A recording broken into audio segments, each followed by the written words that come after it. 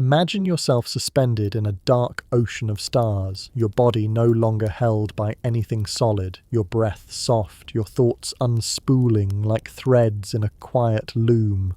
There's no up or down here, no horizon to cling to, only motion without direction and distance without meaning. Yet even in this silence, the mind does what it always does. It begins to wonder. How far does this darkness go? How long would it take to cross from one star to another? And why, despite knowing the universe stretches across billions of light years, do we instinctively search for a shortcut? Maybe it's human nature. We love doorways, tunnels, hidden passages behind old cabinets, myths of secret staircases carved inside mountains, horror movies, fairy tales, religion, mathematics. They all circle back to the same idea, a bridge where no bridge should exist, a path that collapses distance, a cheat code for the universe. And somewhere in that yearning, wormholes were born long before physicists ever wrote an equation describing them. Picture yourself still drifting in that cosmic ocean. Ahead of you, space seems smooth and endless, like the surface of a calm lake. But if you look closer, really closer, you start to notice something unsettling. Space doesn't just sit there, it bends, it curves, it stretches and squeezes, forming valleys and hills that no eye can see. It behaves like fabric, deforming around stars, warping around planets. It flexes under the weight of galaxies. Then comes the more daring thought, if space can bend, can it fold? Could two faraway points, separated by thousands or millions or billions of light years, touch each other even briefly, like two fingertips brushing in the dark? Could the universe hide tunnels between distant regions, invisible bridges through the vastness? This is the spark that ignites the imagination when we talk about wormholes. Not just the possibility of faster travel, or science fiction fantasies of starships ducking into glowing tunnels. Beneath all of that is something quieter and more profound. The idea that distance is not absolute, that the universe has shortcuts, that separation might be an illusion, and really, that everything might be more connected than it seems. As you drift between the stars, imagine the darkness folding like a sheet of paper. One moment, you're floating alone in a void millions of kilometers wide. The next, the sheet creases, the edges meet, and the place you longed to reach falls directly into your hands. But in reality, our physical reality, space doesn't fold so neatly. It obeys rules, geometry, Einstein's equations. These equations tell us incredible things, yes, but they also warn us. Shortcuts come with consequences. For every elegant doorway, there might be a gravitational storm. For every tunnel, a collapse. For every miracle, a price the universe demands. Still, the question remains, whispering in the background like a quiet echo. Could space really form bridges? To understand why the idea of wormholes matters and why physicists take them seriously, not as fiction, but as legitimate solutions to Einstein's equations, we have to start with the most basic concept. Space and time are not separate. They form a single entity, a four-dimensional fabric we call spacetime. When mass or energy is present, that fabric bends. Gravity isn't a force pulling you downward, it's the shape of spacetime guiding your path. Once you accept that gravity is geometry, the impossible suddenly becomes not impossible, just complicated. The mind begins to crave an explanation. How does a star bend spacetime? How deep is its gravitational well? And what happens mathematically, visually, physically if spacetime is stressed to its limits? Physicists asked those questions a century ago, and the answers led directly to black holes, gravitational waves, expanding universes. And yes, wormholes. Because if you solve Einstein's equations in certain exotic ways, you find geometries that look like tunnels, throats, bridges, shapes where space-time bends so intensely that two regions fold toward each other, touching, connecting, allowing a path between them. But before we reach the equations, imagine one last moment inside this drifting scene. You close your eyes and picture two distant stars, one behind you, one impossibly far in front. In ordinary space, travelling between them would take centuries or longer, but in the curved, flexible space-time Einstein described, maybe there's a hidden tunnel between them. A place where the universe quietly admits, yes, the distance between these two stars is enormous, unless you know where to look. Wormholes invite us into that hidden geometry. They suggest that maybe, just maybe, the universe has seams, and if seams exist, someone, someday, might learn how to tug them open. Of course, what we think wormholes look like, glowing spirals, swirling tunnels, cinematic bridges twisting through hyperspace, isn't what the mathematics actually predicts. The truth is stranger, more complex, and often more beautiful. Real wormholes in theoretical physics have no neon colours or spiralling tubes. They are structures of pure geometry, throats of space-time, described not by artistic imagination, but by tensor equations that don't care if the path is pretty. And yet, knowing this doesn't make the idea any less awe-inspiring. So let's pause here, gently anchored in this drifting darkness. Let the imagination settle. Let the scientific view of space-time begin to take shape. And before we drift deeper into the physics, the real physics, with its equations, its history, its strange insights into the structure of reality, there's something I'd like to ask. If you're enjoying exploring the quiet mysteries of the cosmos like this, consider subscribing and leaving a comment with where you're listening from and what time it is there. It helps this channel grow, and it keeps these journeys alive. Now let's widen our view. Let the drift fade. Let the cosmos sharpen. Because the next step takes us from imagination into mathematics, into the moment when physicists first realized that space does not merely stretch, it can bridge, and that bridges might one day be the most extraordinary paths the universe can offer. Once you begin to imagine space-time as something that can fold, stretch, or twist, it's easy to forget how revolutionary, how unsettling that idea once was. For centuries, space was supposed to be the quietest thing in existence, a stage, a container, a blank canvas on which planets, stars, and galaxies simply existed, nothing more. But in 1915, one man shattered that certainty. Albert Einstein, 36 years old, thin, exhausted, and pacing the halls of the Prussian Academy of Sciences, was wrestling with a vision so radical it would rewrite the universe he had spent nearly a decade trying to unify gravity and motion into a single coherent picture. For years he failed, rebuilt, failed again. His notebooks from the period looked like battlegrounds, equations crossed out, rewritten, circled, doubted.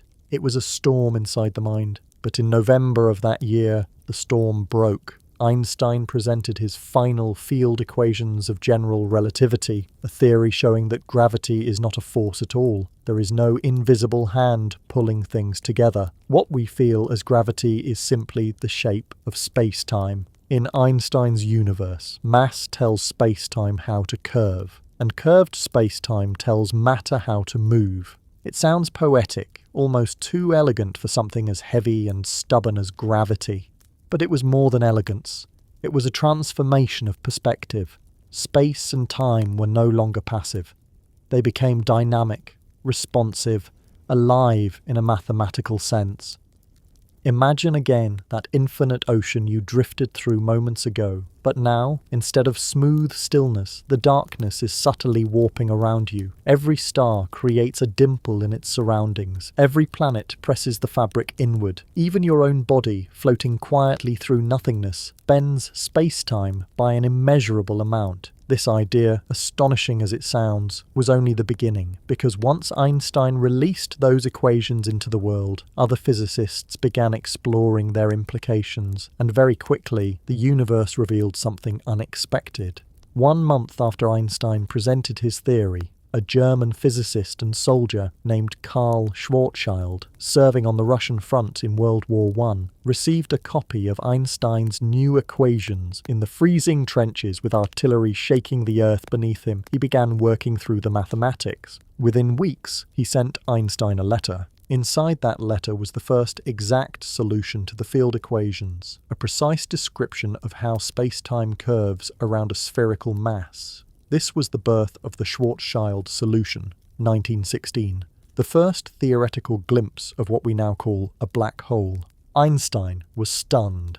This was not the kind of geometry he'd expected his equations to allow. It was as if he had designed the rules for a simple game, only for someone else to discover that the rules secretly opened portals into far stranger realms. Schwarzschild's solution described space-time not as a smooth bowl around a star, but as a deep, plunging well, so steep that, at a certain radius, the curvature becomes infinite. At that point of no return, later called the event horizon, space and time themselves trade roles. Direction collapses. Light cannot escape. Einstein, to be clear, did not like this. He thought such an extreme object was merely a mathematical artifact, something the universe would never allow to form. He trusted the elegance of his equations, but doubted the wildness of their consequences. Yet the equations didn't care about comfort. They permitted the unimaginable. They suggested that space-time, if stressed or shaped in certain ways, could behave like a strange landscape, one full of cliffs, tunnels, valleys, and folds that no human had ever considered. Early physicists exploring these solutions soon realized something profound. If space-time could curve into a black hole, then in principle it could curve in other exotic ways too. The geometry didn't forbid unusual pathways. It allowed them.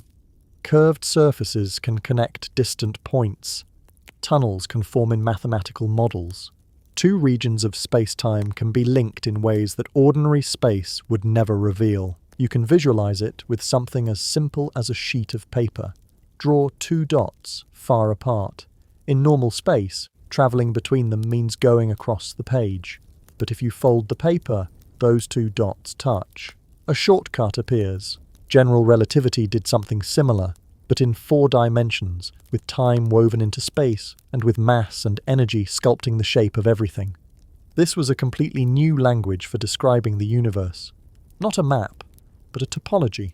Not forces, but curves. Not straight lines, but geodesics. The natural paths things follow through the warped fabric. And once physicists adopted this view, the possibilities widened. Could space-time create a valley so deep it becomes a passage? Could it form a bend so sharp that two distant points meet? Could it fold upon itself through the power of gravity? Relativity didn't promise any of these things, but it didn't forbid them either. This subtle permission, sitting quietly inside the equations, planted the seed for the idea of wormholes. Before anyone used that name, before science fiction turned them into swirling tunnels of blue light, the mathematics hinted at them. Solutions to Einstein's equations seemed to allow bridges, shapes where two distant regions of space-time shared a throat. The early researchers who saw these hints didn't fully understand them yet. They were glimpses, fragments, odd behaviours inside the geometry that felt out of place, like doorways half drawn in a sketch. Einstein himself noticed one of these shapes, though he didn't call it a wormhole. He thought of it as a kind of bridge, a curious region in the Schwarzschild geometry that seemed to connect two sides of space-time, but it collapsed too quickly to be useful. It wasn't stable, it wasn't traversable, it wasn't science fiction material. Still, it was a door the math had created uninvited. And that is the real reason relativity created room for tunnels. Because once you allow space to bend, you must also accept that it can bend in ways that surprise you. The universe, through Einstein's equations, revealed that geometry was no longer fixed. The stage could twist, the background could contort, structure could change. And if structure can change, then tunnels, bridges, shortcuts, whatever you want to call them, might naturally arise under the right conditions. General relativity did not invent wormholes. but it made them conceivable. It showed us that space is flexible enough, creative enough to entertain the idea of hidden passages, that gravity is not just a weight or a pull, but a sculptor of pathways, and that somewhere in the depth of those pathways might lie the possibility, however remote, of a shortcut through the fabric of reality itself. By the mid-1930s, Einstein was no longer the young rebel overturning centuries of physics. He was established, respected, and, at least outwardly, calmer, yet inside, he was still wrestling with the universe, still trying to reconcile gravity with quantum ideas that he famously distrusted. And in 1935, he returned to a question that had haunted him for years. What is a particle, really? Back then, electrons and protons were known to exist, but their fundamental nature wasn't understood the way it is today. Quantum field theory was still in its infancy. Physicists were struggling to understand what point particles truly were, objects with mass, charge, spin, and no size. That combination created terrifying infinities in the equations. If a particle had no radius, its electric field energy would be infinite. Its mass would be infinite. Everything broke down. Einstein hated this. Nature, he reasoned, couldn't possibly allow infinities. They were signs of incomplete thinking. He wanted particles to be something smooth, geometric, something arising from space-time itself rather than from quantum probability waves. So he turned to a student of his, Nathan Rosen, and together they set out to solve what they called the particle problem. Their idea was radical. What if particles were not objects in space-time, but structures of space-time, not tiny marbles, not quantum fields, but geometric features, knots, folds, bridges, inside the fabric of the universe? This led them straight back to the Schwarzschild geometry Karl Schwarzschild had discovered on a battlefield 20 years earlier. Schwarzschild's solution described a single massive object, a star or black hole. But Einstein and Rosen noticed something odd buried in the math. If you extend that geometry fully, not just the region outside the event horizon, but all the way through the mathematical surface where classical physics breaks, something surprising appears. Two sides, two regions of space-time, mirror images of one another, and between them, a throat, a bridge, a structure connecting one universe to another. Einstein and Rosen realized that this strange feature wasn't just mathematical noise, it was a genuine geometric construction predicted by general relativity. So in 1935, they published a short but profound paper titled The Particle Problem in the General Theory of Relativity. Their goal wasn't to create a method of interstellar travel. That idea didn't enter Einstein's mind for even a moment. Science fiction didn't yet have the vocabulary. They were trying to describe an electron, but in doing so they accidentally created the first wormhole. Einstein and Rosen showed that the Schwarzschild solution could be extended to avoid singularities if you interpreted the inside not as a physical region, but as a portal leading to another mirror universe. This structure became known as the Einstein-Rosen bridge. In simple terms, take two separate sheets of space-time, create a tunnel connecting them at a single spherical surface. Allow that tunnel to be shaped not by metal or matter, but by pure geometry. This was the first mathematically consistent wormhole ever discovered. It was elegant, symmetrical, deeply mathematical, and completely useless, because the bridge collapsed instantly. The moment anything tried to cross the throat, the geometry pinched shut. Not slowly, not after a brief window, instantly, faster than light could respond. The wormhole was there and not there, like a flicker in reality. Einstein considered this a sign that the geometry shouldn't be taken literally. To him, it was an interesting mathematical loophole, nothing more. A neat trick for avoiding singularities, not a gateway between universes. Definitely not a tunnel someone could travel through. He didn't imagine starships gliding inside its curved throat. He didn't imagine a civilization waiting on the other side. He imagined a particle, smooth, finite, geometric. But the mathematics didn't care what Einstein wanted the object to represent. This was the philosophical shock of the Einstein-Rosen bridge. General relativity was capable of connecting distant points in space-time, even if only for an instant. The equations allowed it. Nothing in the theory strictly prohibited these bridges.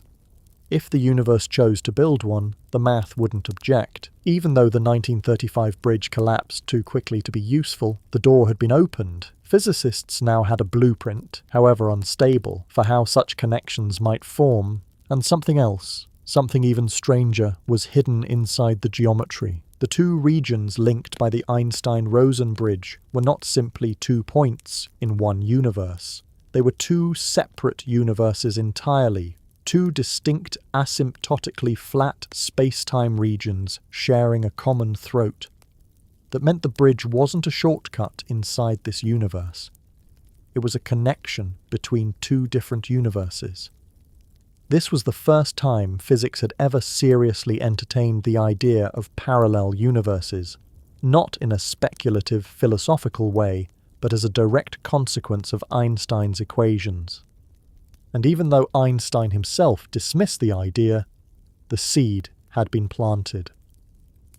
For the first time in scientific history, the universe looked less like a single connected stage and more like a vast landscape with the potential for hidden links, like sheets of paper lying side by side, each complete in itself, yet capable, under the right geometric stress, of touching at a single point.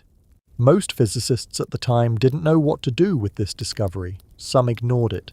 Some found it mathematically distasteful, a few found it thrilling.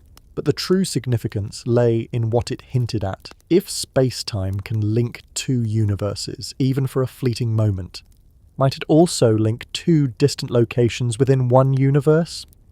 Could the geometry be manipulated to prevent collapse? Could the throat be stabilized? Could exotic matter, matter with negative pressure, negative energy, hold it open? These questions wouldn't be seriously explored until the 1960s and 70s. But in 1935, Einstein unknowingly laid the foundation. His search for a smooth, finite description of a particle had opened the door to one of the most fascinating concepts in theoretical physics. The wormhole, a bridge through reality. A shape the universe could allow, but rarely, if ever, permit to remain stable. Einstein himself didn't pursue the idea much further. He moved on, returning to his lifelong quest for unification and to philosophical battles with quantum mechanics. But the bridge he uncovered in that 1935 paper remained in the background of physics, like a half-forgotten draft of a daring idea waiting for someone else to finish. And decades later, others would. They would revisit that geometry, extend it, modify it, stabilize it, at least mathematically. They would dream bigger than Einstein dared. They would imagine passageways across the stars, tunnels between galaxies, shortcuts across space-time. But even before all that exploration, the shock remained.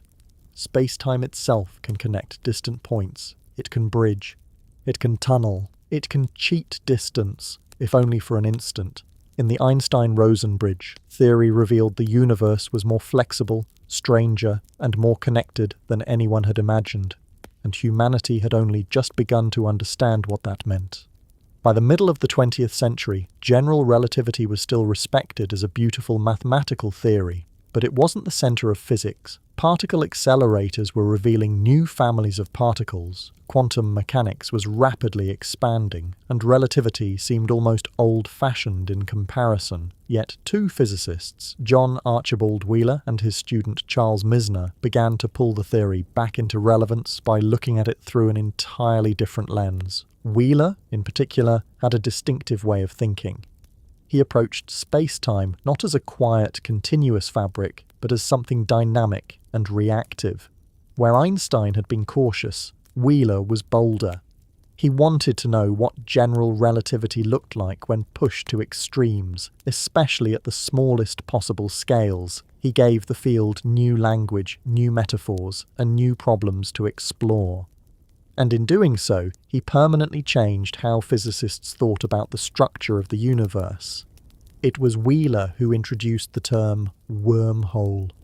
Before him, the the structure was known as an Einstein-Rosen bridge, a purely mathematical construction linking two mirrored sheets of spacetime. Wheeler didn't want it to sound calm or theoretical. He wanted a name that conveyed the weirdness and physicality of the geometry. A tunnel bored through space-time like a worm through an apple. The word stuck, and with it, researchers began to treat these connections less like abstract artifacts and more like real possibilities predicted by the equations of relativity. Wheeler's interest went far beyond naming. He wanted to understand space-time not as something smooth, but as something that could fluctuate violently under the rules of quantum mechanics. To him, the universe at its smallest scales, a realm known as the Planck scale, would bear no resemblance to the serene, continuous space-time found in textbooks. Instead, it would be chaotic. The Planck scale is incredibly small, around 10 to the negative 35th meters. At such scales, quantum uncertainty becomes unavoidable. The Heisenberg uncertainty principle, which normally applies to particles, now applies to space-time itself. Distances, time intervals, and geometric relationships cannot be defined with arbitrary precision. They jitter, they fluctuate, they refuse to stay still. Wheeler described this regime with the term space-time foam. The idea was that space-time under quantum fluctuations would resemble a frothing surface, full of tiny distortions, bubbles, and constantly changing shapes. Smooth geometry is only an approximation that appears when you zoom far out. At the deepest level, space-time may be restless and discontinuous. This is where wormholes re-enter the story. If spacetime is truly fluctuating at the Planck scale, then tiny wormholes, far too small for any object to traverse, could appear and disappear continuously. These would not be stable structures. They would be extremely short-lived geometric fluctuations, roughly comparable to the way virtual particles appear and vanish in quantum field theory. In Wheeler's view, wormholes were not exotic. They were natural. They would be part of the quantum structure of reality itself. Wheeler and Misner supported these ideas with mathematics. Their work showed that quantum fluctuations in the vacuum could momentarily violate classical energy conditions. The same conditions that prevent stable, macroscopic wormholes from forming. At the smallest scales, energy densities can briefly take on negative values. When this happens, the curvature of spacetime can bend inward or outward very sharply, producing short-lived tunnels that close again almost immediately. This idea was tied to Wheeler's earlier attempt to redefine what particles are. Instead of treating electrons, protons, and other particles as fundamental point-like objects, he wondered whether they could be built from space-time itself. This led to one of his most ambitious ideas, geons. Geons, or gravitational electromagnetic entities, were hypothetical objects composed entirely of fields. They contained no matter in the traditional sense instead. They were imagined as stable configurations of electromagnetic or gravitational energy held together by their own self-generated curvature of space-time. In other words, a geon was a swirling pocket of energy that behaved like a particle. The concept was an attempt to eliminate infinities in particle models and unify matter and geometry. If particles could be understood as purely geometric structures, then the line between matter and space-time would disappear. A particle could be nothing more than a knot in the gravitational or electromagnetic field. While geons ultimately proved unstable, they leaked energy over time and dispersed. They were important conceptually.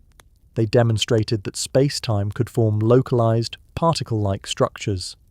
It made the idea of geometric objects, including wormholes, feel a little less fantastical. If energy fields could make structures that behaved like particles, maybe space-time could make structures that behaved like tunnels. As Wheeler continued exploring the consequences of quantum fluctuations, the idea of space-time foam became increasingly central. The mathematics suggested that at the Planck scale, the vacuum of space was anything but empty. Quantum fields produce fluctuations in energy that, in turn, produce fluctuations in curvature. The result would be a foam-like texture, where miniature wormholes and bubbles of space-time form and collapse continuously. These wormholes would be unimaginably small, around the Planck length, and they would last for only the Planck time, about 10 to the minus 43 seconds. But their existence would mean that wormholes are not merely mathematical solutions to special cases, they would be a fundamental feature of space-time. Missner helped formalize these ideas by modeling how space-time could fluctuate under quantum gravity. He and Wheeler showed that general relativity, when combined with quantum mechanics, does not produce a single fixed geometry. Instead, it produces a spectrum of possible geometries, each with its own fluctuations and distortions. The foam model became one of the earliest attempts to visualize quantum gravity, long before string theory or loop quantum gravity arrived on the scene. One of the most intriguing consequences of space-time foam is that it blurs the classical concept of topology. In ordinary geometry, the number of holes or connections in a space is fixed, but in Wheeler's quantum regime, the topology itself might fluctuate. A region of space-time could briefly possess a wormhole, then lose it, then form another. Connections could appear between nearby points and then disappear as quickly as they came. The foam would not just distort distances, it would alter the connectivity of space-time.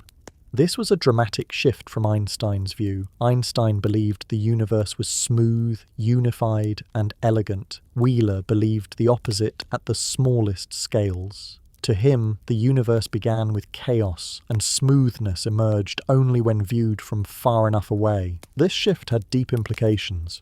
If wormholes appear naturally at tiny scales, then the concept of wormholes at large scales becomes less alien. They would not need to be invented from scratch. They would simply need to be stabilized, enlarged, or extended from their microscopic forms. Wheeler was not claiming that large wormholes existed, only that the theory did not forbid them, and that miniature wormholes were almost unavoidable once quantum mechanics was included. This period also helped re-establish general relativity as a vibrant field of research. Wheeler trained an entire generation of relativists, including Kip Thorne, who would later develop the first mathematically stable models of traversable wormholes. Wheeler's ideas laid the conceptual groundwork, even if he never developed the practical models himself. The key insight from the era of space-time foam was simple but revolutionary. When quantum mechanics and general relativity interact, space-time becomes dynamic, irregular, and full of structure. Wormholes are not just theoretical oddities, they are natural outcomes of the underlying laws, small manifestations of a quantum geometry that hides beneath the smoothness of everyday space. This made wormholes less like science fiction gateways and more like side effects of the quantum vacuum. The foam model suggested a universe filled with transient connections, too small and too brief to influence daily physics, but essential for understanding what space-time fundamentally is. And once physicists accepted that wormholes might be natural at microscopic scales, the door opened for later generations to ask whether they could exist at macroscopic scales as well. That question would lead directly to the next chapters in the story, where classical wormholes, exotic matter, and traversability would take center stage. When physicists talk about wormholes in a serious mathematical context, they are referring to a particular class known as Lorentzian wormholes. These are wormholes that exist in spacetimes with the same signature as our universe: one time dimension, 3 space dimensions. They are the only type that could, in principle, allow something to pass through without leaving the ordinary flow of time. But the moment one tries to analyze how such a wormhole behaves under general relativity, the theory becomes extremely restrictive. Every step deeper into the mathematics reveals new obstacles. Traversing a wormhole is not just difficult. Under classical general relativity, it is essentially impossible. The first and most fundamental issue concerns the stability of the wormhole throat. The throat is the narrowest region, the central tunnel connecting two distant regions of space-time. For a wormhole to be traversable, that throat must stay open long enough for a signal or a traveller to cross it. but the equations governing gravity do not favour open throats, they tend to crush them. To see why, consider what happens to light cones as you approach a wormhole. In flat space-time, light cones, the diagrams showing all the possible directions a light signal can travel, keep the same orientation. They tilt slightly in curved space-times, such as near a star, but they remain well behaved. Inside a wormhole geometry, however, the light cones begin to tip more dramatically. The geodesics, the natural paths followed by particles and light, start bending inward toward the throat. In many classical wormhole solutions, these null geodesics converge so rapidly that the throat pinches off the moment anything tries to cross it. The gravitational focusing predicted by the Raychaud-Hurry equation forces nearby paths of light to meet. That meeting creates a caustic, and the wormhole collapses. This behaviour ties directly to something deeper, the energy conditions in general relativity. Classical matter, anything that satisfies positive energy density, causes spacetime to curve in ways that encourage collapse. You can think of it like a canyon made of flexible material. The moment gravitational influence flows inward, the walls draw together and shut the tunnel. No normal matter can counteract this. For a wormhole to stay open, something must push outward with enormous negative pressure. Without that negative pressure, the focusing of geodesics makes collapse inevitable. Another major problem comes from singularities. Many wormhole-like solutions derived from the Schwarzschild or Reissner-Nordström metrics contain hidden singularities inside their structure. These singularities are not always visible in simple diagrams, but mathematically they lie only a short distance away from the throat. A traveller approaching the wormhole faces the risk of being pulled toward an infinite curvature point, often before reaching the other side. This is known as the singularity crush. It is not a violent collision in the usual sense. It is the sudden divergence of tidal forces and curvature to values no known material can survive. Tidal forces present their own challenges, separate from singularities. Even if the throat could be held open, the curvature inside many classical wormhole solutions varies so quickly that the difference in gravitational pull between one part of a traveller's body and another would be extreme tidal forces stretch objects in one direction and compress them in another. In wormhole geometries derived from ordinary matter distributions, these forces grow exponentially as one approaches the throat. They would rip apart any spacecraft or biological organism long before it reached the midpoint. These effects are not engineering problems. They are structural features of classical relativity. They arise from the core equations. Every classical wormhole solution that uses normal matter collapses too quickly to be traversable, or destroys what tries to enter, or hides a singularity behind the illusion of an open tunnel. There is no way around this without violating the energy conditions that underlie general relativity's predictability. The core reason for these obstacles lies in something called the averaged null energy condition. This condition states that the energy density measured along any beam of light must be positive on average. If this is true, the Raychaud-Hurry equation forces light beams to converge. Convergence means collapse. A stable throat requires the opposite. It requires defocusing, and defocusing requires negative energy density. Classical matter cannot do this. Without negative energy, wormholes collapse faster than any information can travel through them. The collapse is so abrupt that even light cannot pass. The wormhole closes before the photon reaches the midpoint. This is why the original Einstein-Rosen bridge was non-traversable. It had no exotic matter, it obeyed energy conditions, and the universe exacted the predictable penalty, instantaneous collapse.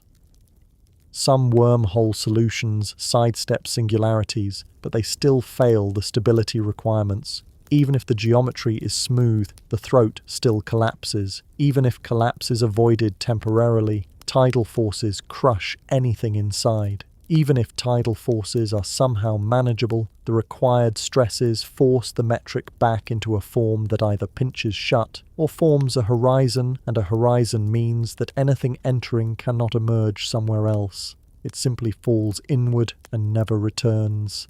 The geometry becomes a black hole, not a tunnel.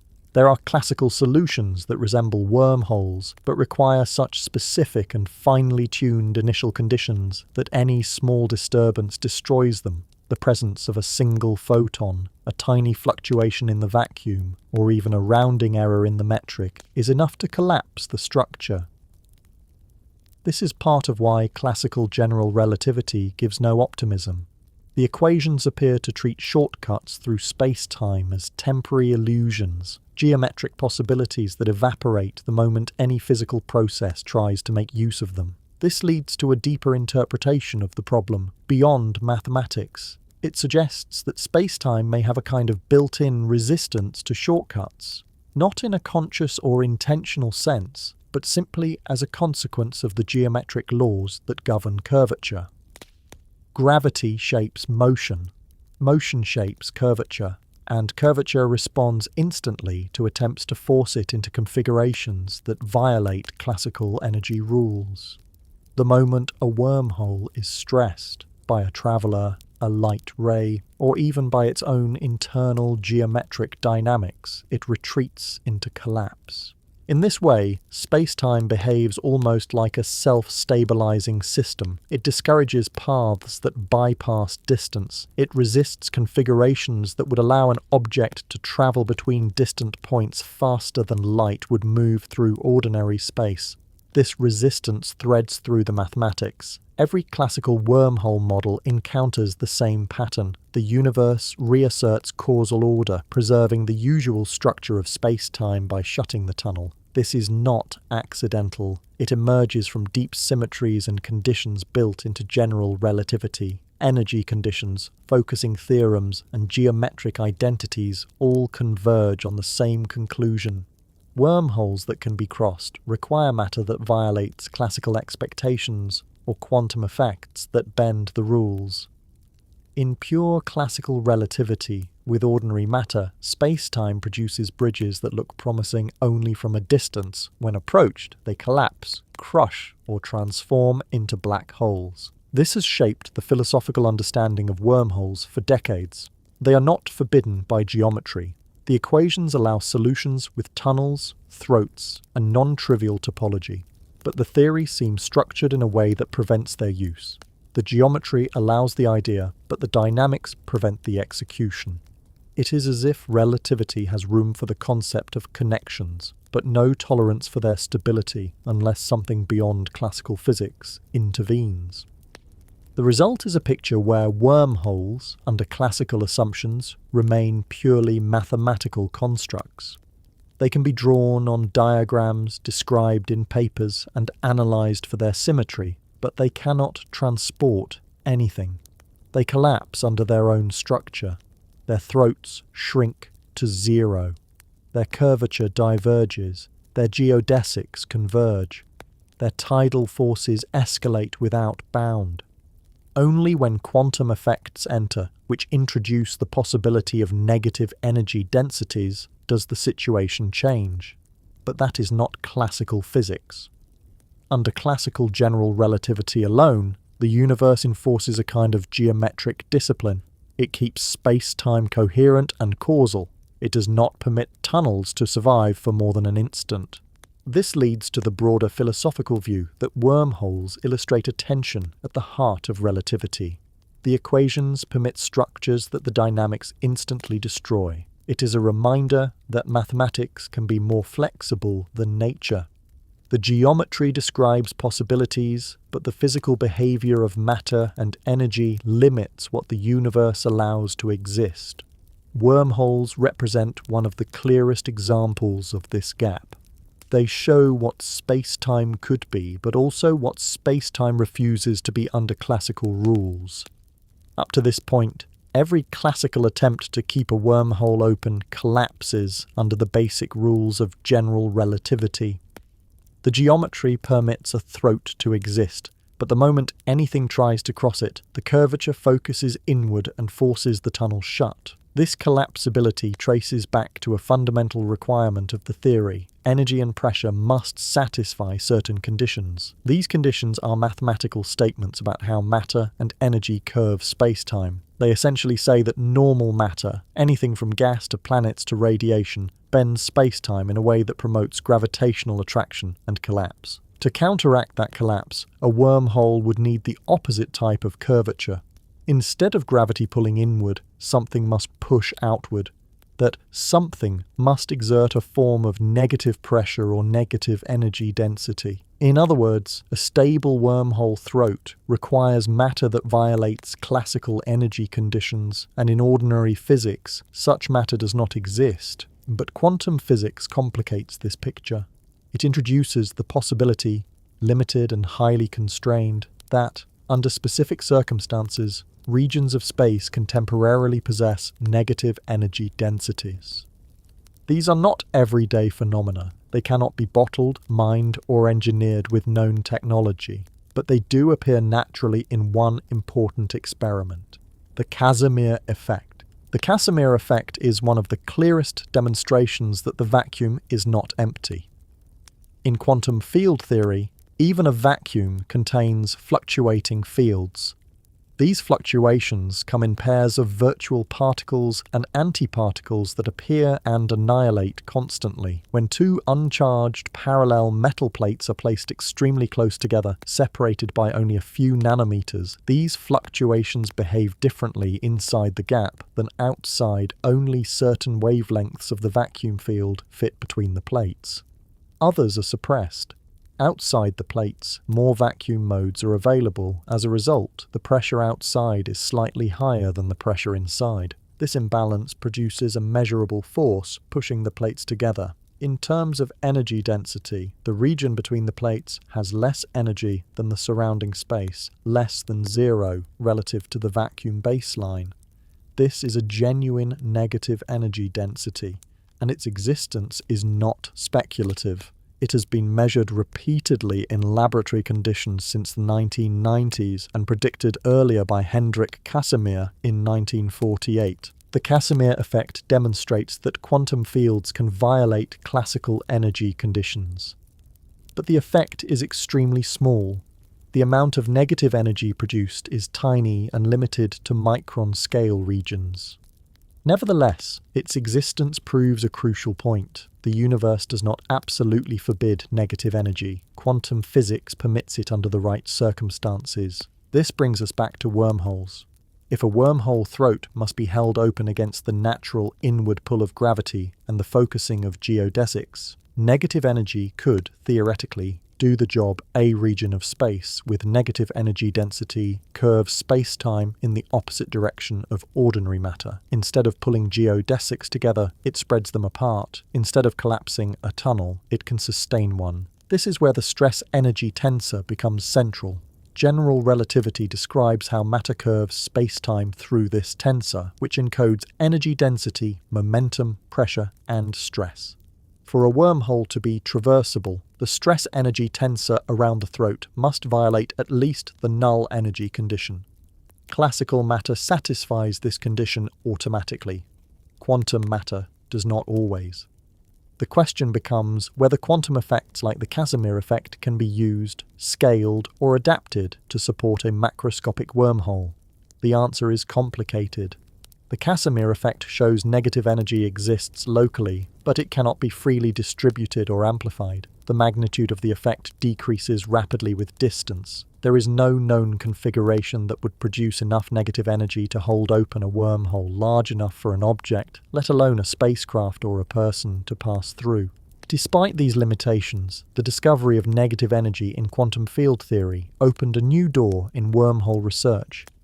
It allowed physicists to consider wormholes as hypothetically traversable structures provided that exotic matter could be arranged correctly. This possibility was formalized in the late 1980s by Kip Thorne and his graduate student Mike Morris. Thorne was already well known for his work in gravitational physics, and he became involved in wormhole research because of a science fiction question. The story often gets repeated because of its unusual simplicity. Thorne was approached by Carl Sagan, who needed a scientifically plausible method of faster-than-light travel for a character in his novel Contact. Sagan initially considered black holes, but Thorne explained that black holes trap everything and cannot be used as transportation devices. So Thorne and Morris began exploring whether general relativity allowed another option. In 1988, they published a paper titled Wormholes in Spacetime and Their Use for Interstellar Travel, a Tool for Teaching General Relativity. It became one of the most influential papers in the history of wormhole physics. For the first time, the mathematical requirements for a traversable wormhole were made explicit. Thorne and Morris constructed a theoretical model of a wormhole with no event horizon, finite tidal forces, and a throat wide enough to pass through. This wormhole was not derived from classical matter. It required exotic matter with negative energy density lining the throat. Without such matter, the throat collapses. With it, the geometry remains open. The paper did not claim that exotic matter existed in usable quantities. It simply showed that if such matter were available, general relativity made traversable wormholes possible. The model also enforced finite tidal forces so that a human traveller would not be stretched or crushed while moving through. Thorne's work created a clearer roadmap for wormhole physics. It clarified which energy conditions must be violated, how the throat can be stabilized, how light cones behave in the interior, and how to avoid horizons that trap objects. It was a theoretical engineering blueprint, but the blueprint depended entirely on a material the universe does not appear to provide in sufficient quantity. Quantum field effects like vacuum polarization offer another route. Vacuum polarization occurs when a strong gravitational or electromagnetic field distorts the distribution of virtual particles in the vacuum. This redistribution changes the effective stress-energy tensor and can produce local negative energy densities. But these effects are extremely small, and the behavior of quantum fields in highly curved spacetimes is difficult to compute. The theoretical tools that exist, such as renormalization techniques, suggest that quantum effects can modify curvature in interesting ways, but not necessarily in the large-scale, sustained manner required to build a macroscopic wormhole. There is also a deeper issue. Quantum inequalities developed in the 1990s by Lawrence Ford and Thomas Roman show that negative energy cannot persist indefinitely. It is always counterbalanced by positive energy nearby. This prevents the universe from allowing unbounded negative energy densities, limiting what exotic matter can do. Even if negative energy appears briefly, it must be compensated elsewhere. This makes maintaining a wormhole throat extremely difficult. You cannot simply place a region of negative energy at the throat and expect the geometry to remain stable. The negative energy must obey quantum inequalities that restrict its duration and magnitude. Physicists still debate whether these inequalities completely rule out large wormholes or merely constrain their shape. Some versions of semi-classical gravity suggest that quantum fields in curved spacetimes might allow configurations that violate the inequalities under special circumstances. Other research proposes that certain exotic fields, like scalar fields with non-minimal coupling, can generate negative energy. But none of these models has been confirmed. They remain theoretical possibilities rather than known features of the universe. The broader question is whether nature is ever generous enough to provide exotic matter in a usable form. So far, the answer appears to be no negative energy exists, but in quantities too small and too restricted to support macroscopic wormholes. Quantum effects produce energy condition violations, but not in a scalable or controllable way. Wormhole stability requires sustained negative energy across large distances, something that current physics does not allow. Still, the fact that quantum physics permits negative energy at all keeps the idea of traversable wormholes alive. Classical relativity shuts every door quantum field theory opens some of them. narrowly, subtly, and only for brief moments. The tension between these two frameworks continues to motivate research. The universe permits hints of behavior that seem to encourage wormholes, yet prevents their practical use. This creates an unresolved picture. The mathematics of relativity allows stable wormholes only if exotic matter exists. Quantum physics provides some exotic effects, but not in the quantities needed. Whether this is a fundamental limitation or simply a gap in current theory remains unknown. Many physicists suspect that a complete theory of quantum gravity, whatever replaces general relativity at the deepest level, will clarify whether negative energy can be harnessed or whether wormholes will remain theoretical constructs. The lure of exotic matter persists because it represents the only known path to traversable wormholes.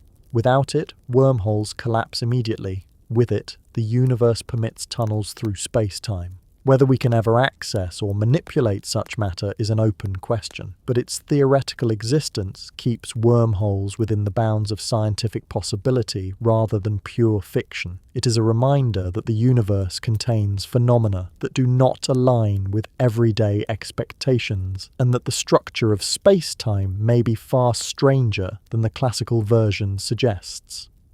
When physicists began exploring traversable wormholes in the 1980s, they were mainly interested in whether the geometry could allow two distant regions of space to be connected by a stable throat. But very soon, another implication emerged. One that was even more dramatic than interstellar shortcuts. If a wormhole can connect 2 points in space, then under certain conditions, it can also connect 2 points in time. The mathematics behind this is straightforward, based entirely on special relativity and general relativity working together. And once the idea is taken seriously, wormholes become more than hypothetical tunnels. They become potential time machines.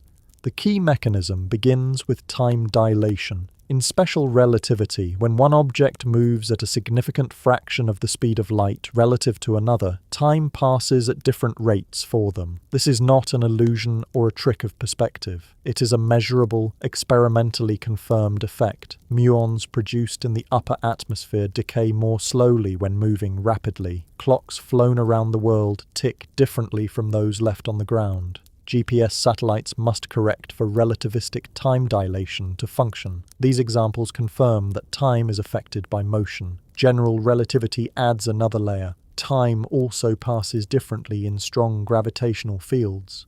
Clocks near massive bodies tick more slowly than clocks far from them. This too has been measured. In 2010, atomic clocks separated by just 33 centimeters on Earth ran at slightly different rates because of the small difference in gravitational potential. Relativity is consistent. Motion and gravity both alter the passage of time. Now consider a wormhole with two mouths. If the wormhole is stable and traversable, an object entering one mouth exits the other without being destroyed or trapped. The internal distance between the mouths through the wormhole can be arbitrarily short, even if the external distance is vast.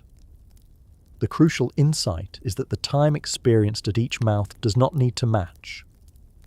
If the two mouths experience different amounts of time due to motion or gravity, the wormhole maintains a connection between them. Whatever time difference accumulates becomes part of the geometry. To see how this leads to time travel, imagine that one mouth remains stationary while the other undergoes relativistic motion.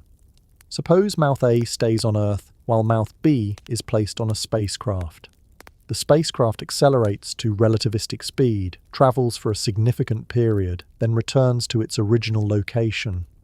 Because of time dilation, less time passes for the spacecraft than for Earth. If the spacecraft experiences 1 year, while Earth experiences 10, then mouth B is now younger than mouth A by 9 years. Yet inside the wormhole, the geometry keeps the two mouths synchronized according to their internal connection. This means a traveller entering mouth A could exit mouth B at a time that is 9 years in Earth's past relative to the outside timeline. Alternatively, entering mouth B would send the traveller 9 years into Earth's future. The wormhole has become a time machine simply because one mouth experienced a different rate of time passage than the other. This scenario does not violate relativity, it uses relativity. The wormhole becomes a device that converts differential aging into a pathway that links different points in the external time dimension. There is no superluminal motion outside the wormhole. All motion remains sublight, but the wormhole provides a shortcut through space-time that reconfigures the causal order of events. Once physicists discovered this consequence, they immediately recognized the implications. A traversable wormhole that connects two regions of space in the same time frame can be converted into a time machine by accelerating one of its mouths or placing one of its mouths near a strong gravitational field. Any relative difference in time flow between the mouths generates temporal separation. This leads directly to the classic paradoxes associated with time travel. The most famous is the grandfather paradox. If a wormhole allows travel into the past, a traveller could, in principle, reach a time before their own birth. They could interact with past events in ways that undermine their own existence, such as preventing their grandparents from meeting. The paradox arises from the conflict between the traveller's existence and the causal chain needed to produce that existence. In physics, paradoxes signal contradictions in the underlying assumptions. If a wormhole allows such a scenario, then either paradoxical events are somehow forbidden or the laws of physics do not prevent inconsistencies. One proposed solution is the Novikov self-consistency principle. Developed by Russian physicist Igor Novikov in the 1980s, it states that events in a space-time containing closed time-like curves, a technical term for paths that loop back in time, must be self-consistent. You can travel back in time, but you cannot do anything that changes the past in a way that produces a contradiction. The history you observe is the only history that can exist, and any actions you take must already be part of that history. Under the Novikov principle, the grandfather paradox cannot occur because the laws of physics would prevent a traveller from performing any action that leads to inconsistency.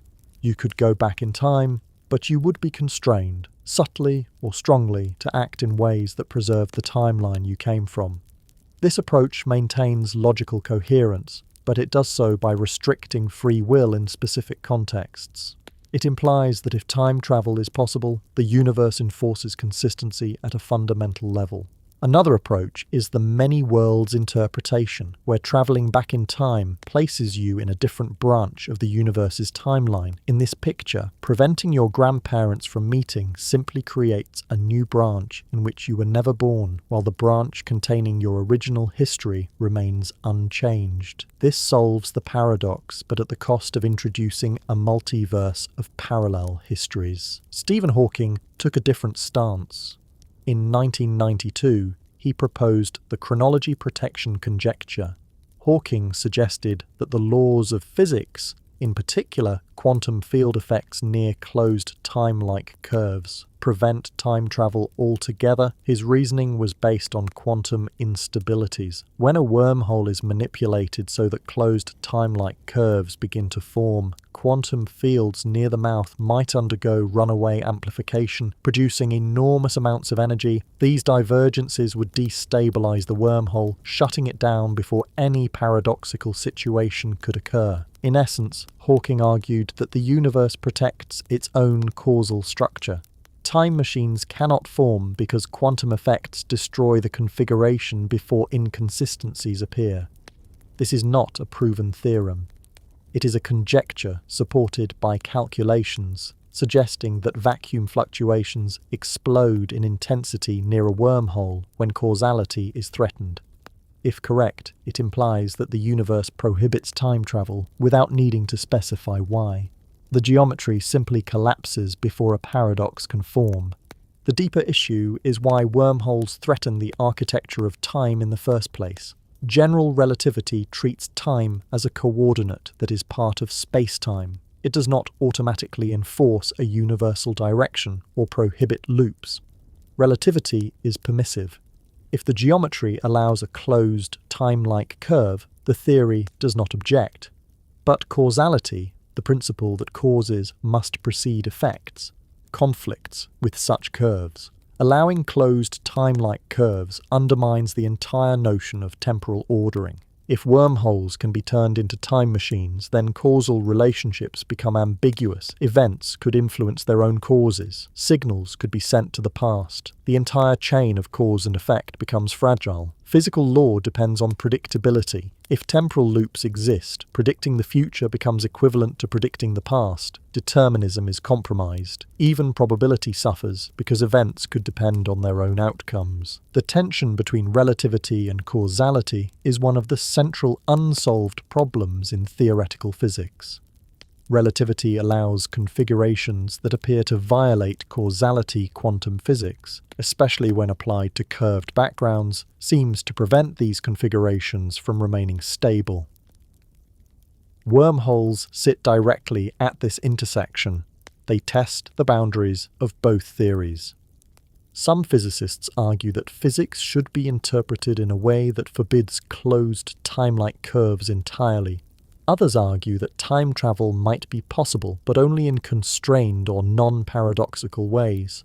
Still others suggest that a deeper theory, quantum gravity, will resolve the conflict by modifying space-time at a fundamental level. What makes wormholes so disruptive is that they convert ordinary relativistic time dilation into a tool for backward time travel. You do not need exotic laws or unknown particles. You only need a stable wormhole and the known properties of relativity, the same mechanisms that make GPS satellites run slow while orbiting Earth can turn a wormhole into a temporal machine. This simplicity is what makes the idea difficult to dismiss. The physics that leads to the conclusion is not speculative, it is established. The issue is stability. Traversable wormholes require negative energy. Wormholes converted to time machines require stability in the presence of large temporal gradients. Quantum field theory suggests that negative energy is limited and that attempts to create closed time-like curves produce destabilizing effects. The combination of these limitations hints that wormholes may be theoretically possible but practically prohibited. This uncertainty leaves wormholes in an unusual position. They are solutions allowed by general relativity. They can be stabilized in theory using exotic matter permitted by quantum field effects. They can function as time machines if their mouths experience different rates of time. But quantum instabilities, energy condition constraints, and causality questions all suggest this combination may never manifest in nature at macroscopic scales. Still, the concept of wormholes as time machines remains one of the most provocative ideas in theoretical physics. It exposes the fragility of the assumptions behind time and causality. It demonstrates that relativity alone does not guarantee temporal order, and it raises the question of whether the universe contains deeper principles beyond current understanding that prevent causal violations. Wormholes force physicists to confront the limits of physical law. They show that the universe's structure is rich enough to allow connections that challenge intuition, but they also highlight how carefully balanced the rules must be to prevent paradoxes. Whether wormholes exist in nature or remain confined to theoretical discussions, their role in probing the boundaries of time and causality continues to shape the modern understanding of space-time. When most people imagine wormholes, they think of artificial structures, tunnels engineered by advanced civilizations or theoretical constructs designed by physicists. But a growing body of scientific literature considers a different possibility, that wormholes, if they can exist at all, might not require engineering. They might be natural. They may already be present in the universe, formed during early cosmic processes, or stabilized by exotic matter configurations that have nothing to do with technology. The search for such structures begins with gravitational lensing. When light from a distant object passes near a massive body, space-time curvature bends the path of the light. This bending creates distortions, stretched arcs, duplicated images, or Einstein rings.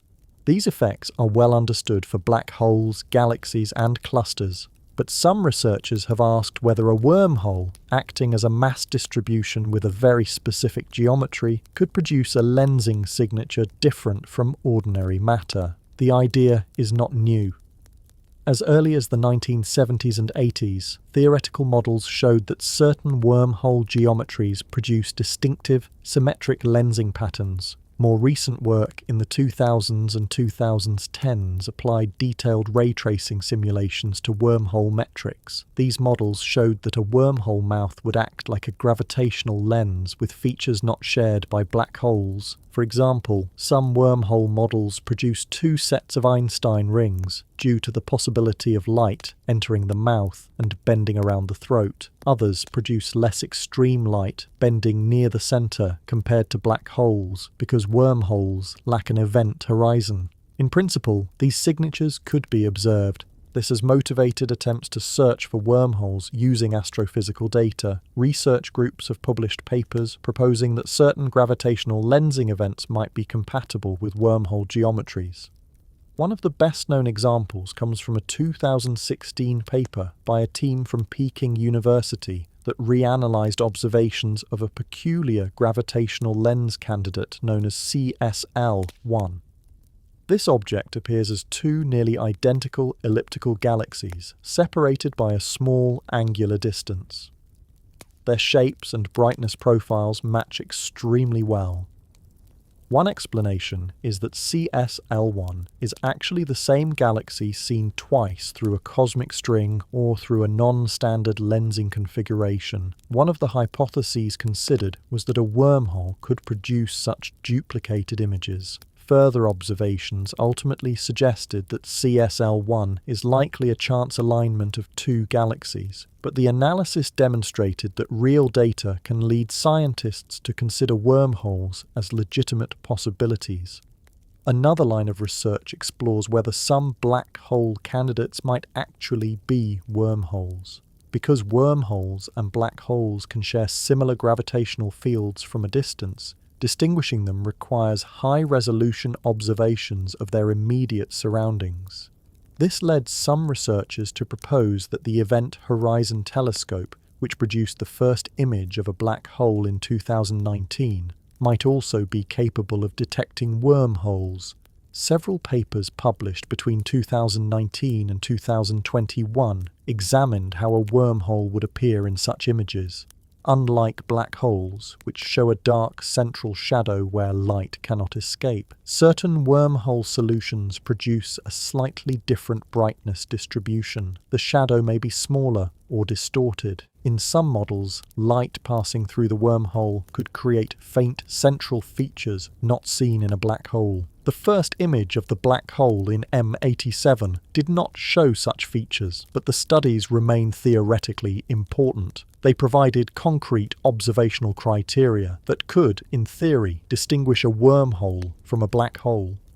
The fact that this level of analysis is considered by mainstream astrophysics journals demonstrates that wormholes are no longer confined to speculative discussions. They are treated as legitimate theoretical alternatives in certain contexts. Another context involves galactic cores. The centers of galaxies contain enormous gravitational forces, dense dark matter concentrations, and intense energy flows. Standard cosmology assumes that supermassive black holes form at the centers of galaxies through processes involving gas collapse, mergers, and accretion. But some researchers have argued that alternative structures could reside in these regions, including wormholes stabilized by exotic matter fields or by certain dark matter configurations. There is ongoing interest in whether dark matter, which interacts gravitationally but not electromagnetically, could support unusual spacetime geometries. Some versions of scalar field dark matter, for example, allow negative pressure components. These fields can be modelled within general relativity to produce geometries resembling wormhole throats. If such fields exist in nature, they could form stable structures on galactic scales. This type of model is still speculative, but it appears in serious theoretical literature. One well-known proposal came from a 2015 paper by a team in Spain and Portugal, which suggested that the center of the Milky Way might be a wormhole rather than a supermassive black hole. Their model used specific dark matter distributions to mimic the gravitational effects attributed to Sagittarius, a star. The authors showed that certain classes of wormhole metrics could, mathematically, match the observed orbital motions of stars near the galactic center. They did not claim the galaxy contains a wormhole, but demonstrated that current data cannot rule the possibility out. A similar approach was taken in later analyses using modified gravity models which incorporate alternative geometries or additional fields. In these frameworks, wormholes arise naturally as part of the theory. Some cosmologists consider these models because they address other challenges, such as dark energy or cosmic acceleration. Wormholes become byproducts rather than special constructs. If these models reflect reality, wormholes might be relics from the early universe, formed during phases of high energy density or rapid expansion. The idea of relic wormholes is especially interesting. According to some inflationary cosmology models, tiny fluctuations in spacetime during the early universe could have produced transient tunnels. Most would collapse instantly. But if exotic fields or quantum effects could stabilize even a small fraction of them, those wormholes might persist today. They would be extremely rare and possibly hidden inside massive objects or surrounded by dark matter halos. They would be difficult to detect, but not impossible. Another reason many cosmologists consider wormholes plausible is that general relativity does not contain any explicit rule prohibiting them. The obstacles arise from stability and energy conditions, not from the basic geometry. If some form of exotic matter exists in nature, even in very small quantities, it could stabilize a throat. Exotic matter does not need to be abundant. It only needs to appear in specific configurations. Certain quantum field theories allow negative energy densities in localized regions. These are usually small and unstable, but they demonstrate that energy conditions can be violated. If the early universe contained different fields or interactions than those present today, stable wormholes could have formed during that epoch. The possibility of wormholes masquerading as black holes continues to attract attention. Black holes have very well-defined signatures, event horizons, specific accretion disk behavior, and gravitational wave emissions with characteristic ring-down patterns. Wormholes would show variations in these signals. For example, gravitational waves from merging wormhole-like structures might show echoes, reflections of the wave within the throat. Some research groups have searched for such echoes in LIGO and Virgo data. So far, the evidence is inconclusive, but the possibility is not dismissed outright. The data are noisy and the expected signals are subtle.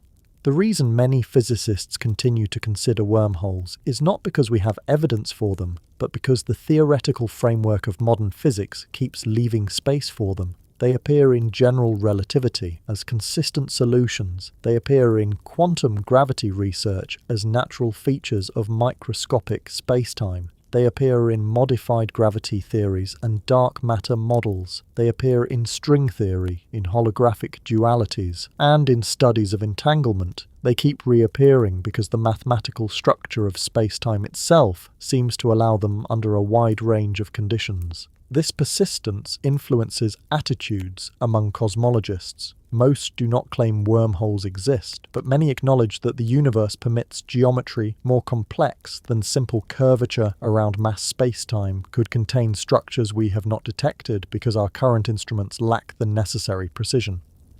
Gravity is a weak force. Gravitational lensing measurements are indirect. Many astrophysical phenomena can have multiple interpretations. In this environment, wormholes remain among the possibilities. Another subtle reason wormholes remain on the table is that astrophysics has repeatedly revealed objects once considered impossible. Black holes were once thought too singular to exist in nature. Neutron stars were once speculative. Dark energy was unknown before the late 1990s. The cosmic web, with its enormous filaments and voids, was unimaginable before large-scale surveys, every decade brings new surprises.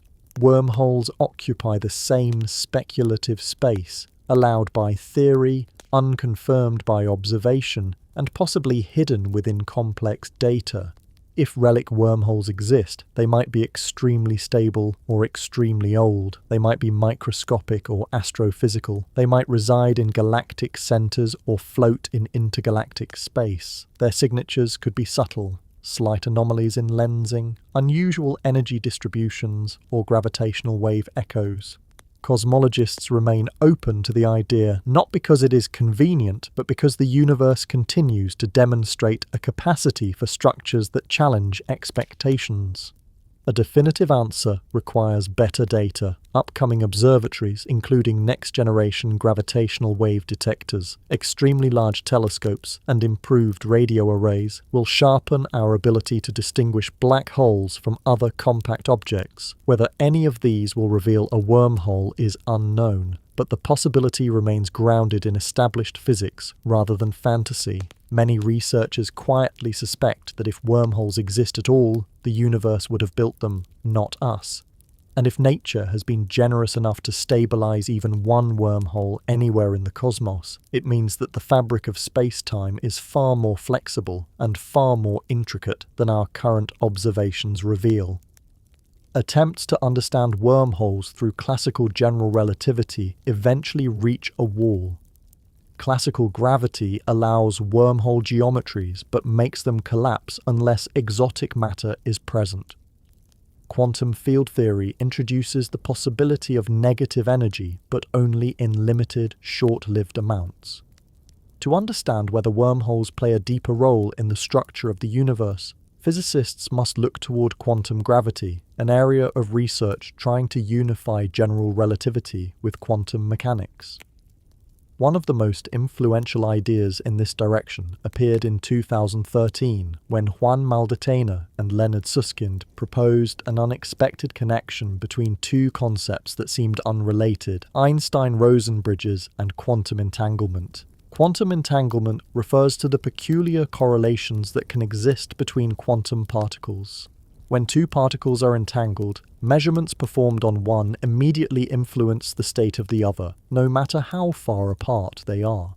This phenomenon was first explored in the 1935 Einstein-Podolsky-Rosen (EPR) paper, which argued that quantum mechanics was incomplete. Einstein was skeptical of what he called spooky action at a distance, believing that the correlations implied something missing from the theory. Decades later, experiments confirmed that entanglement is real and that the correlations cannot be explained by hidden variables or local influences. Entangled particles behave as if they share a joint quantum state. This connection is not a signal or a message. It does not travel faster than light, but it is a real feature of quantum systems. The existence of entanglement has been verified repeatedly, and it forms the basis of quantum computing, quantum cryptography, and many modern quantum technologies. In 2013, Maldacena and Susskind proposed that entanglement and wormholes are not just conceptually similar, they are mathematically the same phenomenon. Their slogan was ER equals EPR, meaning that an Einstein-Rosen bridge, ER, is equivalent at a deep level to Einstein-Podolsky-Rosen entanglement, EPR. The idea does not mean that particles connected by entanglement have traversable wormholes between them. Instead, it proposes that the correlations seen in entanglement can be represented in a gravitational framework as non-traversable wormholes. This suggestion grew out of attempts to resolve paradoxes in black hole physics, especially the so-called firewall paradox. Black holes emit radiation known as Hawking radiation, and over time this radiation contains information about the black hole's internal state. Understanding how this information emerges without violating quantum mechanics has been an ongoing challenge. Maldacena and Susskind argued that the entanglement between the interior of a black hole and its emitted radiation could be described as two regions connected by a non-traversable wormhole. The wormhole is not a physical tunnel. It is a geometric way of representing the entanglement. This interpretation shifts the meaning of wormholes. Instead of viewing them as exotic structures requiring exotic matter, wormholes become descriptions of quantum correlations. The geometry itself becomes a representation of entanglement patterns. In this picture, a black hole connected to its Hawking radiation is similar to two entangled particles. The wormhole between them is a mathematical expression of their shared quantum state. This reinterpretation leads to the idea that wormholes might exist not only as solutions in general relativity, but as fundamental components of quantum gravity. Entangled particles, no matter how far apart, may be connected through a network of microscopic, non-traversable wormholes. These wormholes are not practical transportation devices. They are features of the geometry underlying entanglement. This idea fits into a broader trend in theoretical physics, suggesting that space-time itself is emergent. Instead of being the fundamental background in which physics takes place, space-time may arise from more basic quantum information structures. In some versions of this idea, space-time emerges from the entanglement patterns of a quantum state. When many particles become entangled in specific ways, they produce a smooth, continuous geometry. If the entanglement changes, the geometry changes. Without entanglement, geometry may not exist at all. This concept has been explored extensively in the context of holography, especially the ADS/CFT correspondence. Proposed by Maldacena in 1997, ADS/CFT describes a relationship between a gravitational theory in a space with negative curvature, anti-de Sitter space, and a quantum field theory with no gravity living on the boundary of that space. In this correspondence, the gravitational geometry in the interior, including black holes, wormholes, and space-time curvature, can be fully described by the quantum interactions on the boundary. Nothing inside the volume is more fundamental than the information encoded on the boundary. This holographic framework has led to several insights. One of the most striking is that the amount of entanglement between different regions of the boundary theory determines the connectivity of the bulk geometry. If two regions of the boundary have high entanglement, the bulk geometry between them is smooth. If the entanglement is reduced, the geometry becomes disconnected or fractured. In some cases, reducing entanglement corresponds to pinching off a wormhole. Increasing entanglement corresponds to forming one. This establishes a direct link.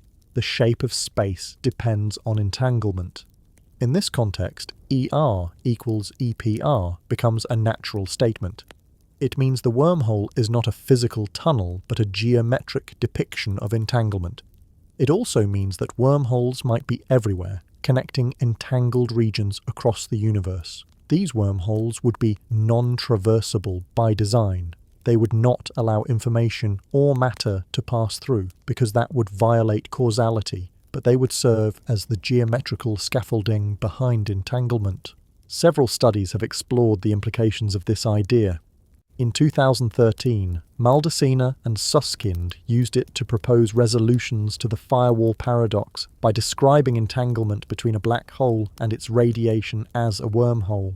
Later work showed that certain quantum teleportation protocols could be represented as sending information through an emergent wormhole.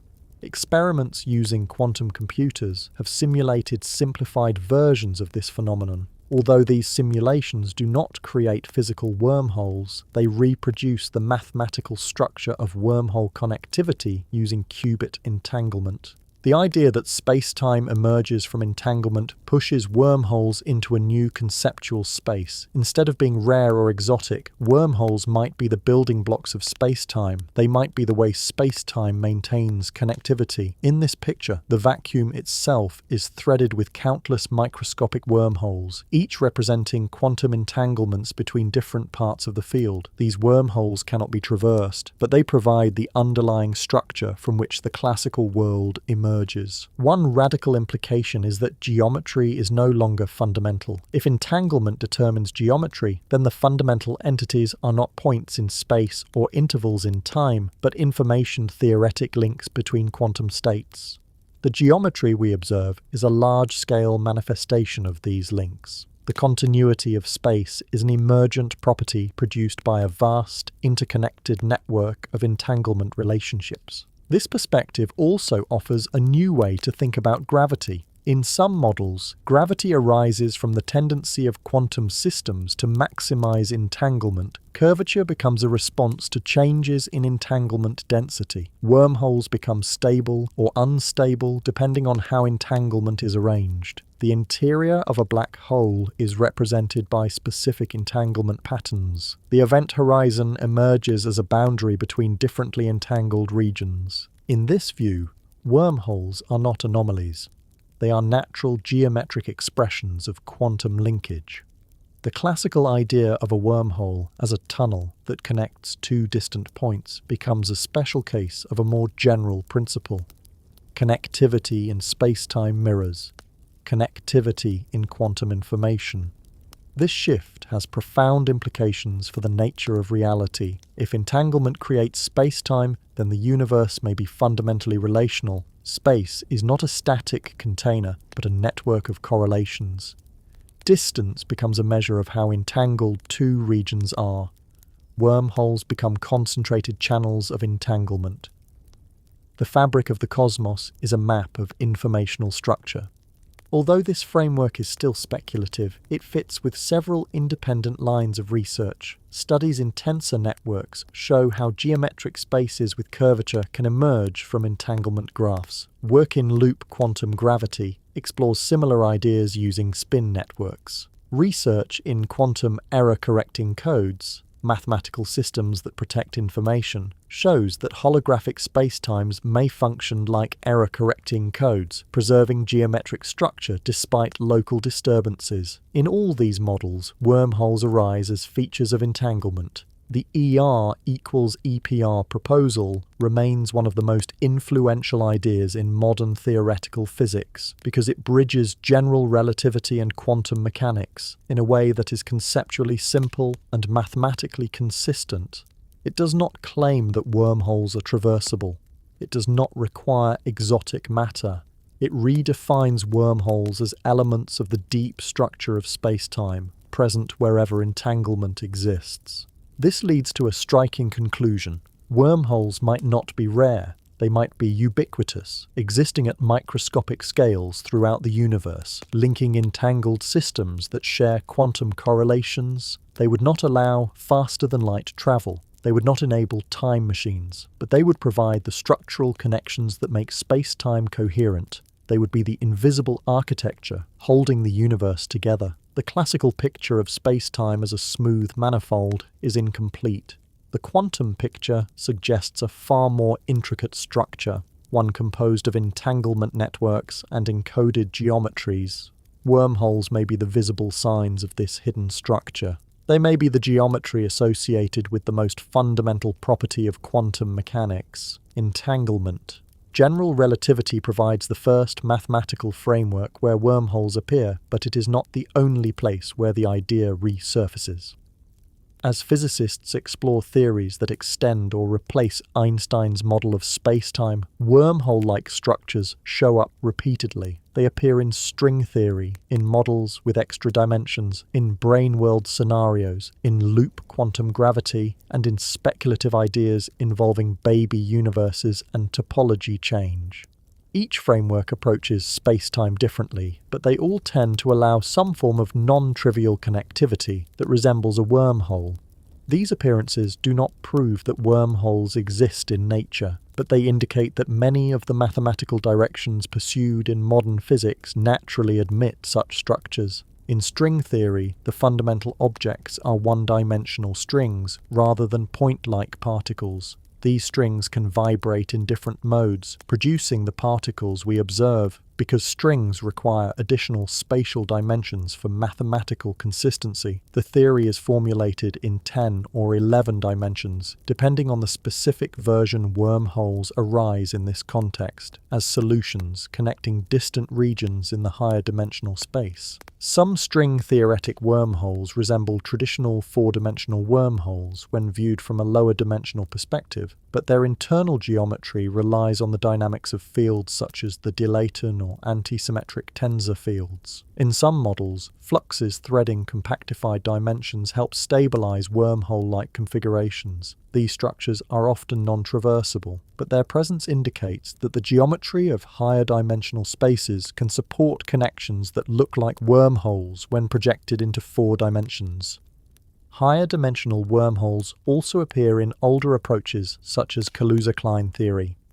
This early attempt to unify gravity and electromagnetism proposed that spacetime has an additional compact dimension beyond the familiar 3 of space and 1 of time. When the extra dimension is included, the gravitational field equations produce additional geometric structures, some of which correspond to wormholes. These wormholes are not necessarily macroscopic. They can be associated with the compact dimension itself. Their stability depends on how the extra dimension is shaped and compactified. The idea was generalized in the late 1990s and early 2000s through the Randall-Sundrum models. These models involve one or more extra dimensions that are not compact in the usual sense, but instead form a warped geometry. In one version, our observable universe is a 4-dimensional surface, called a brane, embedded within a higher dimensional bulk. Gravity can leak into the extra dimension, but ordinary matter is confined to the brane. In this framework, wormholes can exist not as tunnels inside our 4-dimensional universe, but as shortcuts through the bulk. A path travelling through the extra dimension might be shorter than any path confined to the brane, making it appear as if a wormhole has formed within our universe. These models motivated research into whether gravitational waves could reveal the presence of such shortcuts, but no confirming evidence has appeared. Brane-world wormholes are especially interesting because they bypass some of the energy condition problems found in 4-dimensional general relativity. In higher dimensional theories, the effective stress-energy tensor in 4 dimensions can appear to violate energy conditions, even if the higher dimensional matter is entirely normal. This means that wormhole-like geometries could form without requiring exotic matter in the traditional sense. Instead, the geometry of the bulk contributes to the effective curvature on the brane.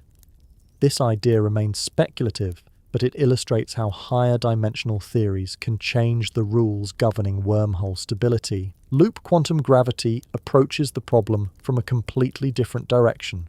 Rather than adding extra dimensions, it quantizes space-time itself. In loop quantum gravity, the geometry of space is discrete at the smallest scales, composed of networks of finite loops called spin networks. These networks evolve over time through spin foams. Because space is represented as a web of interconnections rather than a smooth manifold, non-trivial topology can arise naturally.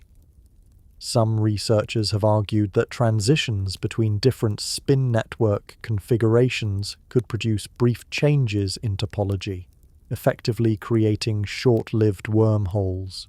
These would not resemble classical wormholes, but they would represent topological tunneling events where 2 regions of space-time become momentarily connected through quantum processes. This idea ties into the broader question of whether space-time topology can change. In classical general relativity, topology change is heavily restricted and often associated with singularities or violations of energy conditions. But quantum gravity may relax these restrictions. Several models suggest that during the earliest moments of the universe, when quantum effects dominated, space-time might have undergone rapid changes in topology. Wormholes formed during this period could have become frozen in as relics if some stabilization mechanism existed. Baby universes are another example. These are hypothetical, small universes branching off from our own through processes involving quantum fluctuations or vacuum tunneling. In some models, baby universes remain connected to the parent universe through wormhole-like conduits before eventually pinching off. In others, the connection persists, creating a permanent but non-traversable bridge. These ideas originate in work by John Wheeler and were developed further by theorists such as James Hartle, Stephen Hawking and Sidney Coleman. Baby universe models often involve topology change at the Planck scale and suggest that wormholes could play a role in determining fundamental constants or in processes like vacuum decay. The theme across all these theories is that wormhole-like structures appear naturally whenever spacetime is treated as dynamic, higher dimensional, or quantum in nature. They emerge not because physicists set out to create wormholes, but because the mathematics allows them. Whether these wormholes are stable, traversable, or physically meaningful depends on many open questions, including the nature of quantum gravity, the behavior of exotic fields, the structure of extra dimensions, and the possibility of topology change. What is striking is that wormholes do not disappear when physics moves beyond general relativity. They reappear in new forms, shaped by the assumptions of each theory. This persistence suggests that wormholes are not artifacts of a particular model, but reflections of something deeper about the structure of spacetime. They represent one of the ways spacetime can organize itself under the right conditions. The question is whether those conditions ever occur naturally, or whether wormholes remain mathematical possibilities without physical counterparts. When physicists analyze the possibility of building a wormhole rather than simply studying them in theory, they confront a series of requirements that place the concept far beyond current capabilities. Still, the exercise is informative because it shows precisely what the laws of physics demand. Engineering a wormhole means controlling space-time curvature on a scale normally associated with extreme astrophysical environments. Nothing in the known laws of physics explicitly forbids this, but the practical obstacles are enormous. The first requirement is energy. A wormhole throat must be large enough for an object to pass through and stable enough to avoid collapsing under its own curvature. Calculations based on Morris and Thorne's 1988 analysis show that maintaining a 1-meter wide throat would require negative energy densities equivalent in magnitude to the mass energy of a major astronomical object. Some estimates suggest an energy scale comparable to the mass of Jupiter. Others, depending on the specific geometry, place the requirement even higher. This energy would not simply be stored as mass, but arranged as a stress-energy configuration capable of producing negative pressure and negative curvature. It is not enough to gather mass. The energy must actively resist the natural tendency of space-time to close the throat. The difficulty is not only the total amount of energy, but the precise distribution. To keep a wormhole open, the region around the throat must violate classical energy conditions. Quantum field effects, such as the Casimir effect, demonstrate that negative energy is possible, but the amounts produced in laboratory conditions are orders of magnitude too small. The engineering problem is therefore not simply one of scale, but of mechanism. There is no known method to amplify or store negative energy in a way that would approach the required magnitude. Even if exotic matter could somehow be produced, controlling the curvature of spacetime is another challenge. Wormhole geometry requires a very particular arrangement of curvature gradients. Sharp but balanced in such a way that tidal forces inside the throat remain small. The curvature must be strong enough to create a shortcut through space-time, but gentle enough that objects passing through are not ripped apart. In practice, this means shaping space-time with a precision that goes far beyond any current technology. The gravitational field would need to be adjusted dynamically to respond to incoming energy, overpressure at the throat, or disturbances from outside. Stabilizing the throat is its own problem. Wormholes tend to collapse due to small perturbations. A fluctuation in the stress-energy tensor or a slight imbalance in negative energy density can lead to runaway contraction. This collapse, known as cascade collapse, happens quickly. Once the throat begins to close, the curvature increases, which increases the collapse rate, producing a feedback loop. A stable wormhole requires active stabilization, continuous adjustments to the energy distribution to counteract these perturbations. The stabilization mechanism would need to act faster than light cannot travel, which suggests it must be built into the geometry itself rather than relying on external control systems. Another issue is horizon formation. If the throat becomes even slightly asymmetric under stress, event horizons can form around one or both mouths. Once a horizon appears, the wormhole ceases to function as a shortcut. Anything entering the throat is trapped, unable to emerge elsewhere.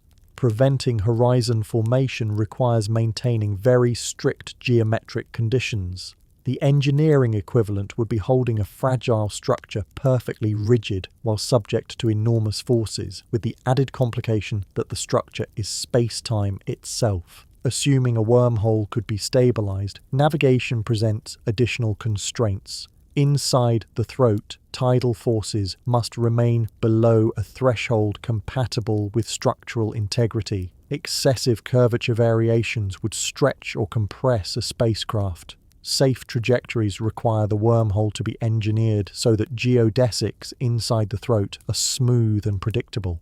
Even minor deviations in stress energy distribution could create shear forces strong enough to destroy passing objects.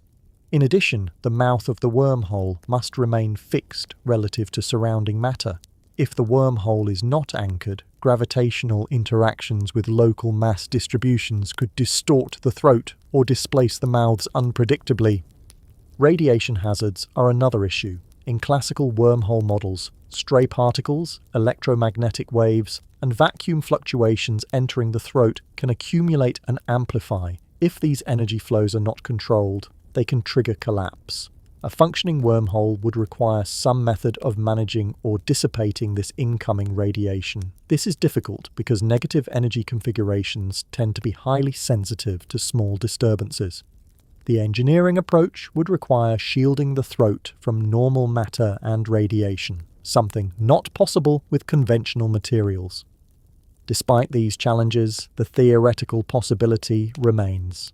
General relativity does not forbid wormholes. Quantum field theory permits regions of negative energy. Higher dimensional models can produce effective violations of energy conditions. Modified gravity theories allow wormhole solutions with reduced or no exotic matter requirements. All these results suggest that wormholes are not mathematically impossible. They are just incredibly demanding. From an engineering standpoint, the requirements are currently unachievable. We do not know how to generate or sustain negative energy at large scale. We cannot manipulate curvature directly. We cannot stabilize a structure that reacts instantaneously to perturbations. But these obstacles stem from technological limitations, not from violations of physical law. If a sufficiently advanced civilization existed with the ability to manipulate quantum fields and curvature at will, the construction of a wormhole is not inherently forbidden. The question becomes one of practicality. Modern physics places wormhole construction far outside current or foreseeable capability. Even understanding how quantum gravity operates at the Planck scale remains incomplete. Until a complete theory emerges, predictions about wormhole engineering remain speculative. The basic requirements, negative pressure, precise curvature control, stabilization against collapse, and navigation-safe configurations, are clear, but achieving them requires a level of mastery over space-time that surpasses anything known.